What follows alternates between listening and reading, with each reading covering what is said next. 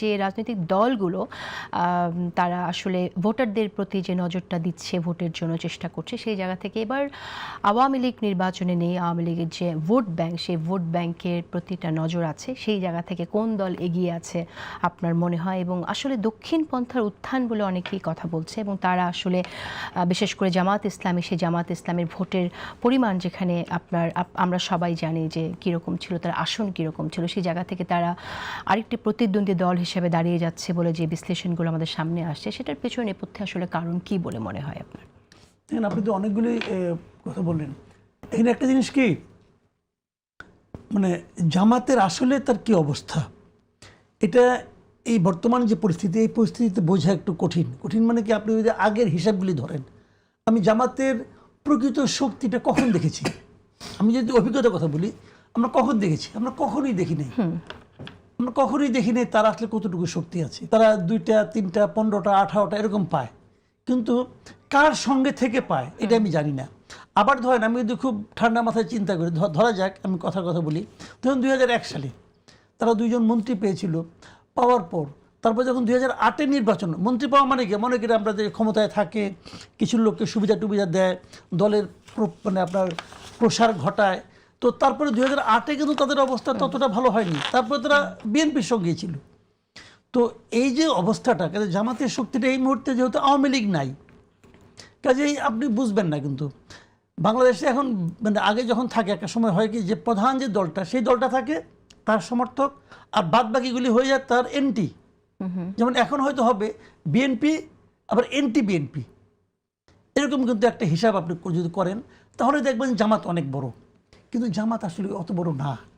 আমি আপনাকে কয়েকটা কথা বলি। জামাত প্রথম থেকে ভালোই খেলছিল, তারা শেষ দিকে এসে 2-1টা মানে ভুল তাদের নিচে ভুল পদক্ষেপগুলোর মধ্যে সবচেয়ে বড় ভুল পদক্ষেপ হলো তারা এনসিপিকে সঙ্গে নিছে। এনসিপিকে সঙ্গে নিয়ে তারা একটা মারাত্মক ভুল, ব্লান্ডার আমি বলবো। কেন আপনি মনে করছেন ভুল করেছে তারা? প্রথম কারণ হলো, এনসিপিকে নেওয়ার কারণেই কিন্তু তাদের এখান থেকে বেসিক্যালি ইসলামী আন্দোলন বেরিয়ে গেছে। ইসলামী আন্দোলন কিন্তু অভিযোগ করছে, দেখেন ইসলামী আন্দোলন যে জোটটা 11 দলীয় যে জোটটা ছিল, সেই জোটে প্রথম ছিল 5টা দল, ইসলামী আন্দোলন ছিল উদ্যোক্তা, জামাত হলো ওখানে 6 নম্বর দল, ঠিক আছে।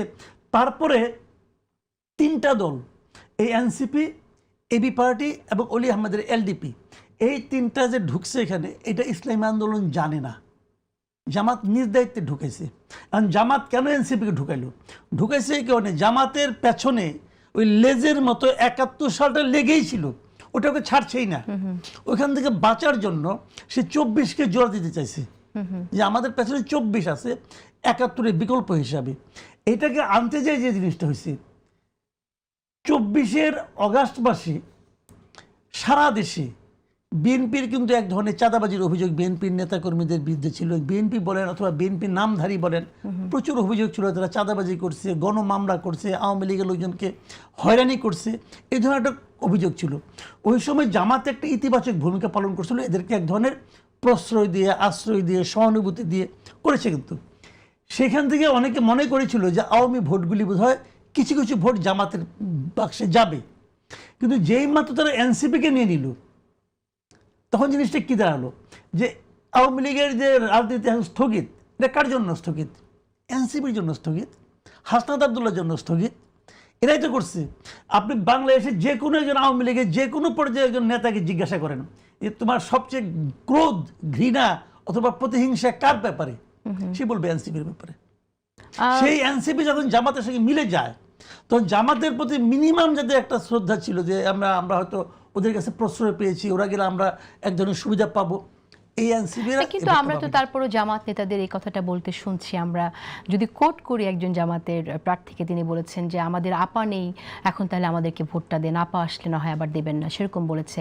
আজকে আমরা দেখলাম নায়েবে আমির, জামাতের নায়েবে আমির সৈয়দ মোহাম্মদ তাহের, তিনি তার নির্বাচনী ক্যাম্পেইন শুরু করলেন। সেই এলাকার তিনি একজন আওয়ামী লীগ নেতাকে মঞ্চে নিয়ে তিনি তার ক্যাম্পেইনটা করছেন। তো আওয়ামী লীগ নেতাদেরকে তো পাশে রাখছে, তারা তো যাচ্ছে। কিচ্ছু আসে যায় না, বললাম তো ভাই, কিচ্ছু আসে যায় না। এনসিপি যেখানে আছে সেখানে আওয়ামী লীগের কোনো ভোট যাবে না, আপনি ওটা লিখে রাখতে পারেন। এনসিপির নিজস্ব কোনো ভোট ব্যাংক নাই। এনসিপির আছে কি, কিছু বদনাম আছে। এই বদনামটা জামাত কিভাবে বহন করবে এটা জামাত জানে না। জামাত বললাম যেটা ব্লান্ডার ভাই, এই ব্লান্ডারের কারণে জামাত যতটুকু প্রতিযোগিতায় আসতে পারতো সেটা আর পারবে না। ব্ল্যান্ডারটা কি জামাতের? ওই তো বললাম জামাতের ব্লান্ডারটা হলো যে ইসলামী আন্দোলনকে হারানো এবং আওয়ামী লীগের কিছু ভোট পাওয়ার যে একটা সম্ভাবনা ছিল সেটাকেও নষ্ট করা এনসিপিকে সঙ্গে নেওয়ার কারণে। এনসিপির নিজস্ব কোনো ভোট ব্যাংক নাই। আপনি যদি থাকতে, আমি একটা ছোট্ট উদাহরণ দেবো, শেষ করি 1 মিনিটে।